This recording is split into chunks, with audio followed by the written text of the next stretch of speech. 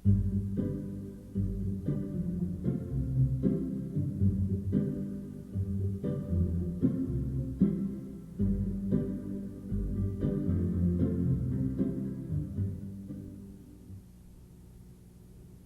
and welcome to another edition of It's About Money. I'm Nanette Nolkan and thanks for joining us. If this is the first time you've tuned in, let me tell you a little bit about the program. Essentially, we bring your guests to talk about a different financial topic each time and help you take a look at your financial picture and hopefully motivate you and to thinking about your financial situation and ways to improve it. Our objective is not to replace your financial advisor because there is no substitute to comprehensive planning that includes a group of professionals such as your financial advisor, an accountant, and an attorney. Today our topic is a step-by-step process, a guide to those who may have lost a loved one. If you yourself have recently lost a loved one or know of someone who may have lost a loved one, this topic today may be quite informative to you. Our guest today is David Oltman. David is a financial professional from the Money Group in Rochester, New York. Thanks for joining us today, David. Thanks for having me. Appreciate it. It's a sad situation to be talking about, the grieving process and losing a loved one, but I think that professionals like yourself come in very useful and helpful to individuals during that period of time. Can you help me, walk me through the process that happens and what are the advisable things for people to do, say, during the first few days when you lose a loved one? Well, the most important thing to do in the first few days is, number one, contact your funeral director, because that person will help you with the death certificate, make arrangements for the funeral, notify the government agencies of that your deceased has left us. The pivotal document with this is the death certificate, and that has to be complete within 24 to 36 hours, and your funeral director will assist you with that. Next one is to contact your professional advisors, your attorney, your accountant, your financial advisor, your banker, and other people that have helped you with your financial affairs. I would say that final thing is avoid making any serious financial decisions. Number one, investment choices. You can delay that, like selling the house, where to live, how to invest the money. The final thing is look out have someone in your neighborhood to watch your house. There's people that may want to take an opportunity to your house that we don't want to have happen. And finally, look out for people that have said that your husband just bought something and it's COD and it's just arrived and it's a small amount. It might be a couple $100, it might be $1,000.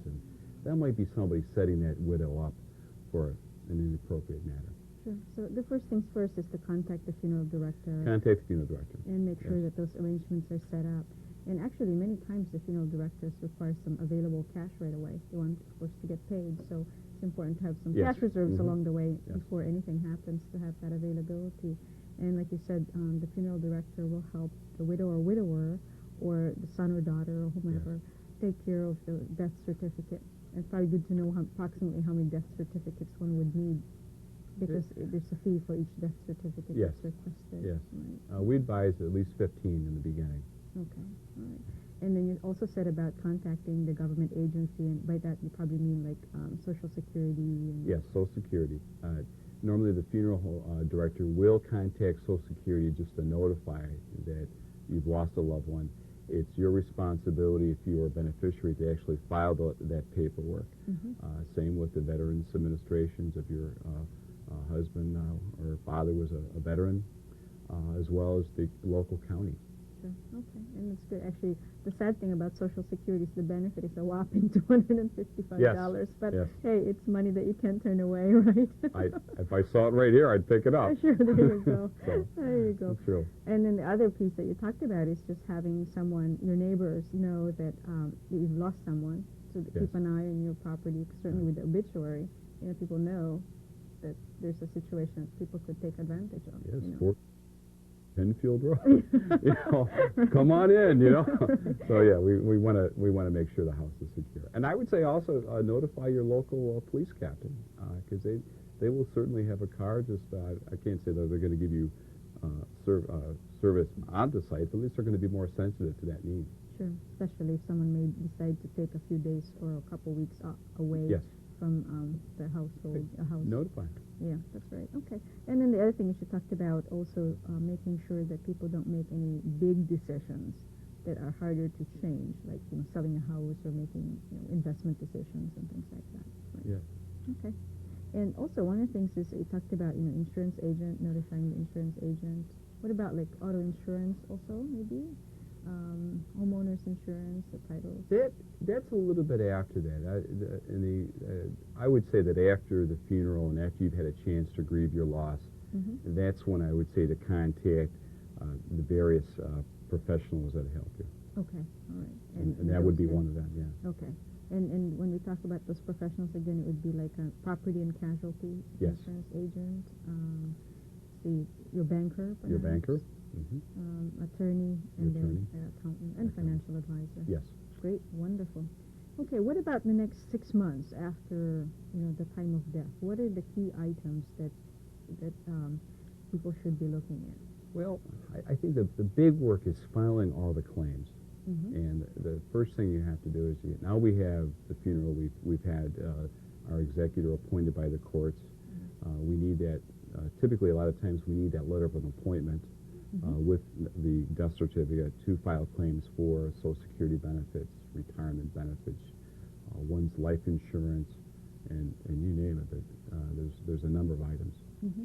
And letter of appointment, just for our audience, that's the document that names the person who is the executor of the Yes. will. And I tell people that is a job description for the executor, what that person's responsibilities are. It's an amazing letter. It tells them that they are the primary person overseeing the estate, and they're responsible, whether it be for debts, whether it be to collect all the assets and catalog them, to pay the proper people, and then distribute the funds to the beneficiaries. Right. And in fact, some companies require the letter of appointment versus the death certificate, especially if the assets are substantial. Yes. They prefer to get Yes. that. You're absolutely right. What do you think about credit card bills, things like that? What should people be doing? Is that something that they should tend to right away? I would say contact your attorney about that. There's special laws in place that protect people that owe debts in times like this. Sure. Okay. That's, I think, very important. One of the things that we're talking about death, and it's a sad situation. However, sometimes people know, for example, that they're dying. And I encountered this situation where the husband knew he was dying and started taking out debt, bought a brand new car, bought a bunch of things, racked up the credit card, because he was told that there was a death benefit. But what he wasn't told about was there was a exclusion on pre-existing conditions. Oh. Because they already knew he had cancer, none of these things were, covered. So the wife ended up inheriting all this debt with all these purchases. It was really sad. No free lunch? Yeah, no free lunch. It's Okay, absolutely no free right. lunch. No, absolutely right. What about the lifestyle of that person that's been left? What should they be thinking about in terms of their own lifestyle? Should they be thinking about, budgeting, anything like that? Well, I would say that after, when do you start the process? Like, how do I know when someone's finished grieving and now they're ready to plan? And that's an individual matter for each person. But normally, I would say 3 to 6 months, personally, the experience I've had where finally a lot of the documents are coming in. A number of my widows have said, haven't done anything yet. Sure. And it's because we've done a lot of the documents, a lot of the paper processing. There may be a case where a person's will is out of date, and so they have to go through another series of protocol with probate. But once that's in place, then I would start planning. Look at a person's income needs, look at their tax situation. For a young widow especially, or widower, what levels of insurance do they have to protect their own income? Sure. Whether they become disabled or die prematurely afterwards. Right. Actually, it's an interesting point you bring up about disability. I had a situation where the widow was prescribed Valium just because the doctor thought that in case you need it, here's a prescription for Valium. In case you needed it. In case you need it? Right. Well, she never took it, but then she was going to apply for disability insurance. Oh, But because that Valium was issued, she couldn't apply. Whether or not she took that medication, the fact that it was prescribed not good. negates her from being able to get disability insurance. So I wouldn't readily accept that prescription if I was in a person's shoes, you know. I mean, it's nice to have it handy just in case, but on the other hand, you know, it could prevent you, exclude you from getting necessary coverages yourself. Yes. So, I mean, it's a small point, but very important. That's a big point. Yeah. But yeah, and that's Yeah, it's just one of those things. You're not thinking maybe, okay, sure, why not? Another situation where a client had sought out the support of a grieving group, a counseling group, just a number of people in the same situation, and the fact that she had gone through those sessions excluded her from getting disability insurance again. It's very strict. I mean, what do people do, you know? I guess the disability companies are paying too many claims right now. That's right, that's right. So they need to, people should be careful, or at least address those issues before situations like Yes. that happen. So Yes. that's right. Okay. What about taxes? So accountants, you know, once they're contacted, you know, taxes could be addressed and so on. Taxes, here's an interesting one, is Okay. that when someone dies, there's going to be 4 tax returns need to file. Mm-hmm. You need 2 estates, that's estate, Mm-hmm. New York State Mm-hmm. and federal, Right. and then next year's income tax, and possibly the year after that. Let's say a person left us in November, December, where there may be income generating that hasn't been distributed in the following year. Sure. In New York State, the taxes have to be escrowed, I believe, within 6 months, Mm-hmm. but the return has to be filed in 9. Right. And but federal, it's all 9 months. Right. So we get a lot of those little things confused there. So there are some deadlines, I think. There are deadlines, yes. So you know, the grieving process may be longer, but on the other hand, make sure that people are cognizant of the fact that there are deadlines that the IRS wants us to meet, and so does the New York State Yes. tax. Yeah. Yes. So 6 months and 9 months; those are important dates. Let's see. We talked earlier about document lists. What are some of the documents that people need to have? Earlier you talked about the death certificate, letters of appointments. What other documents would be useful to have? Well, during the time of administering the death, we need any insurance policies. Mm-hmm. We need perhaps a document from one's employer regarding their pension plan, Okay. just to have those account numbers, the statements of one's investment accounts. Mm-hmm. We may need copies of property that's been appraised, for valuation purposes. Sure. Which then it goes, if someone owns a business, we have to value that, and of course that's a much longer process. Then that might be a whole topic for you. Yeah, that's right. Yeah, that is On actually business valuation. Yeah. So- You're right. You're right. But a whole topic. So there's a number of documents, and one of the things too is that people should be saving copies of the obituary notices. And Yes, and a rule of thumb is don't throw anything out. This is a time where we say save everything, Right. and don't throw anything out. Right. We'll wait about a year as we do the annual review of one's plan, and then we'll say, okay, now it's time to throw these things. Right. But for right now, that first 6 months, just save Go ahead everything. and hoard all the papers you get. You're allowed to hoard bring all your paper together, and of course, do nothing. Have your money in the bank and have it safe. And then when you're ready to make good decisions, then it's available and to make those decisions. Right. And actually what comes in really handy is if people have done some planning ahead of time and have a list of these items, you know, here are the insurance policies, the companies, the account, you know, numbers, policy numbers, and so on. And some people are very organized that way, have a 3-ring binder and have everything in there. So if someone died, just pick up the binder and you have all the easy reference, you know, so. That's very good. Yeah, That's it's true. a wonderful thing. I sometimes call that one's financial workbench. Oh, And what I mean by that is that where Joe, the husband, had everything, but it was down in his, it was as if his toolbox all over the place, because he knew where everything was. right. Nobody right. else did. Okay. And sometimes I think that financial matters are like that we come into. Where, Good point. That's a good analogy. It's kind of like this financial workbench where he knew where it was, but do I? Not really. Right. So it's good to have a binder, Sure. definitely. And actually, the other thing is if people don't organize, sometimes they change their policies, transfer IRAs, make Yes. changes along the way, Yes. and the widow or widower is looking around for this particular account where, in fact, it's non-existent anymore, that it had been closed out, transferred, and so on. Well, we would assume that it exists until proven that it's closed. Good point. So That's the best way yeah. to do We it. just assume that we have it, and then just go through that protocol.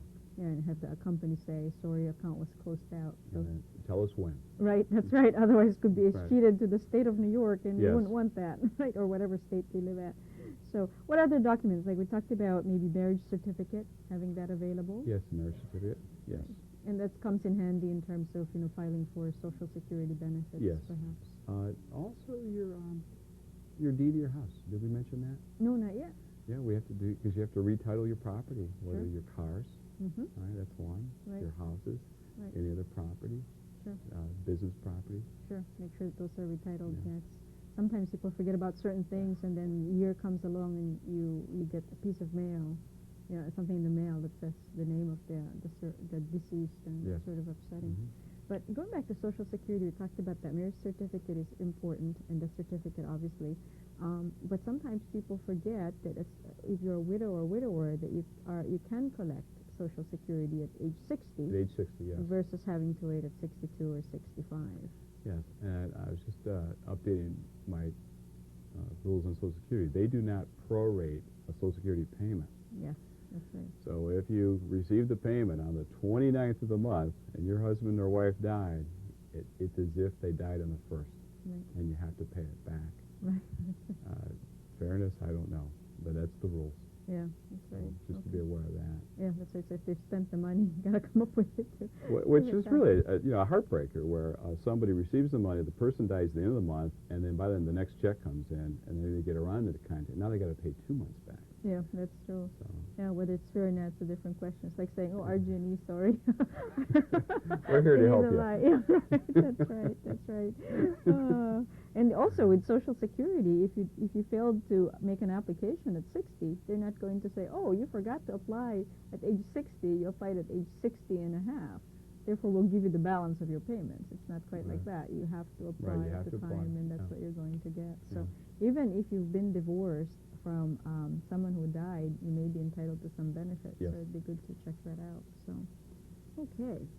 Now, we were talking about a book that you had used as a reference called When You Lose a Loved One, A Practical Guide for Those Who Grieve, which is excellent. And here there are some copies of, or samples of letters that one may be able to use in terms of writing to credit card companies, insurance companies, employers, and so on. Can you talk a little bit about how that has been useful for... Well, this was a booklet that we used as a result of helping our beneficiaries from Mutual of New York to administer a death. And there's sample form letters in the booklet to the various agencies that we just talked about today. Mm-hmm. And there is a checklist also that is it's a line. It's like a spreadsheet in a way. So this is the item. This is what you need. This is what it'll do. So it takes all the mystery out of it, and it's all this, and it's a good guide. Mm-hmm. I've given it to friends that have lost parents 5-10 years ago, and I said, "Can you tell me what you think of this?" And they found it to be very helpful for someone at this particular time in their life. Yeah, I think you're right. A checklist is really terrific because you could start crossing off the things you've taken care of Yes. rather than making it a one huge, overwhelming Well, task. how can you remember anything when you just lost somebody? Right. I mean, that's a big burden, and Yeah. it stays for a while. That's right. And it's very difficult for many people to have to go through the paperwork Yeah. and the memories you have to go through. So it's nice to have some sort of reference Mhm. material to say, these are the things I need to do. Yes. So that's great. Now also, this book that we talked about, what we've talked about so far, are actually reactionary steps. What should people be doing? I mean, we're all going to die. It's just a question of, I tell people, okay, let's talk about estate planning because we're all going to die. The question is, how expensive will our death be? How soon will it be? And what state will we leave our beneficiaries, survivors, if you will? So what are the proactive things that people can do to kind of ease the pain, if you will? I would say to transfer from this financial workbench approach Mm-hmm. to a very planned and methodical approach of your financial affairs. Mm-hmm. In other words, have your net worth statement, your insurance policies, your employee benefit plans, your IRAs in that one packet. Mm-hmm. Know where your tax returns are if you need to review those. The title in your house, titles to your car. Have that in a folder nearby so that way if you were to die, the beneficiary, the administrator of the estate knows where to find these. Mm-hmm. That's a definite. The next thing is dare to talk about it. And find out what your spouse would want or your parents would want. I think the hardest thing is to talk to a parent. But I've also talked with my wife about this of what you would want. Sure. And we have totally different approaches to what we want, the way we want our services and that. And that's for a different time. But talk about it. Sure. Find out what you want. And then I guess the final thing is to live well and let go. Yeah, Yes, that's let go. right. That's right. And you know, you're right about that, talking about it, because most people want to ignore the subject. And the truth is, like I said, we're all going to die. It's just a question of how orderly things are for your survivors. Yeah. Not so long ago, I met with some clients who, none of them are married, but they're siblings of each other. And we said, let's talk about this as a group and find out what you'd like. And that was an approach that they wanted to take. So it was very comfortable. At the end of the meeting, they said, you know, thank you for doing this. It's so uncomfortable, but I'm so glad you brought up the subject until we finally did it, because we don't want things to get settled in the wrong way or arranged in the wrong way, and that, you know, monies that we didn't intend to go to a certain organization go to an organization that may be defunct or whatever. We call that unintentional disinheritance, I guess. Yeah, that's right. It's called, where, well, by what happened, the totally opposite thing happened because you didn't talk about it. Sure, sure. Yeah. And that brings a point is, as an advisor, you're able to break that barrier to talk about these issues that family members may not talk about. Sure. And so let's bring everybody together and talk about this. And they're very happy, I'm sure, that you did that. Oh, yeah, they're very pleased. As they said, well, you know, it's maybe a couple decades from now, but it's a good thing to have peace of mind, knowing that it's, you know, in good shape and our wills are up to date and so on and so forth. It's great.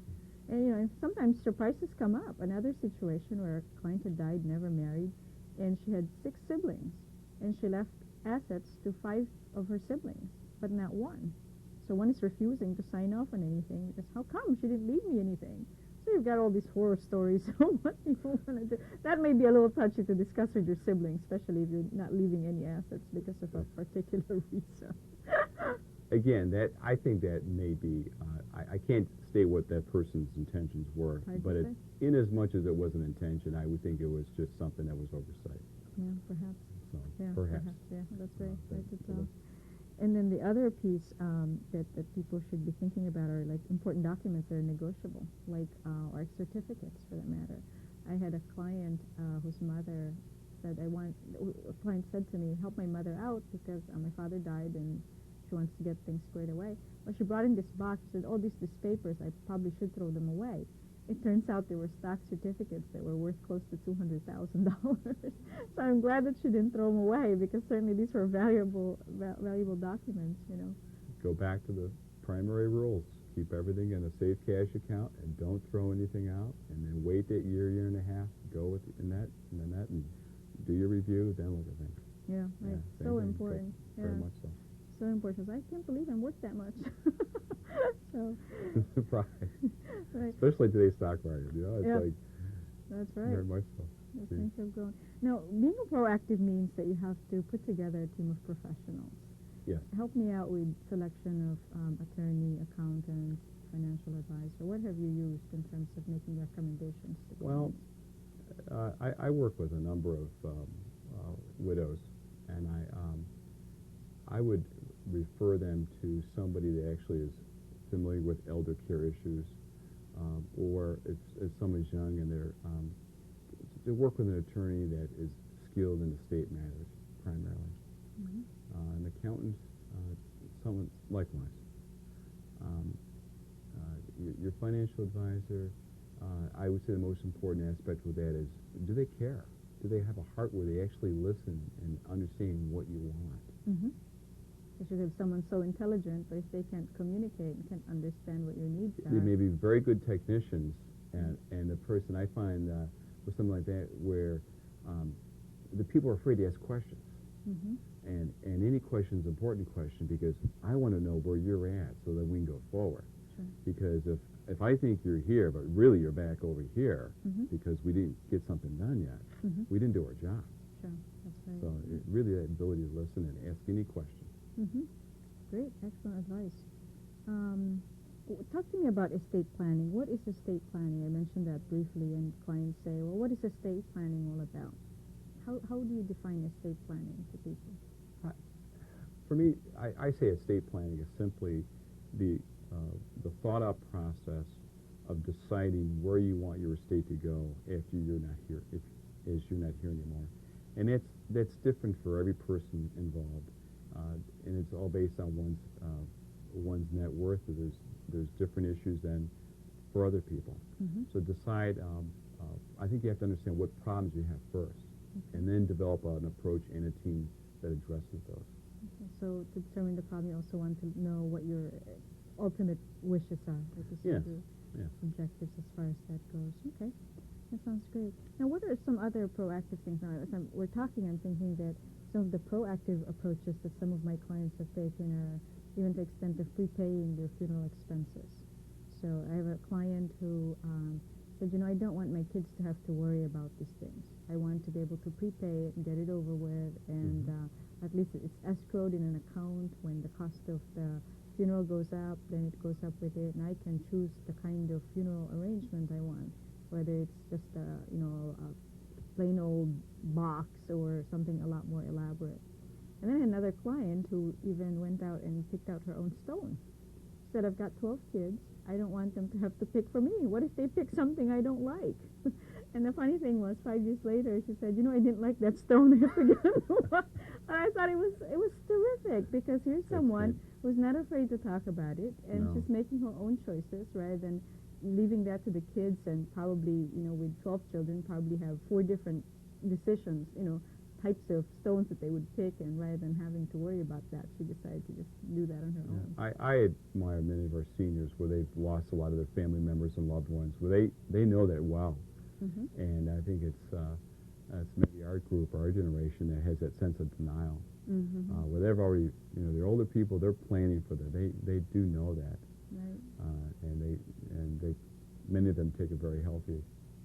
Dave, let's give our audience some information about perhaps the phone number to contact to choose a financial professional that could help them. I'd be happy to help you. First group would be the Society of Financial Service Professionals, and there's a number that we can call that's a national referral service, and that is 1-888-243-2258, and their website is www.financialpro.org. And I have 2 other websites I think that you could look at. Okay, great. First one is Social Security, because we always have questions about that, and that's www.ssa.gov. And the last one is the American Bar Association, and it's www.abanet.org. O-R-G. Okay, and we'll post it on our screen so that people... Yeah, and then we have other websites too we can help you with. Okay, that sounds great.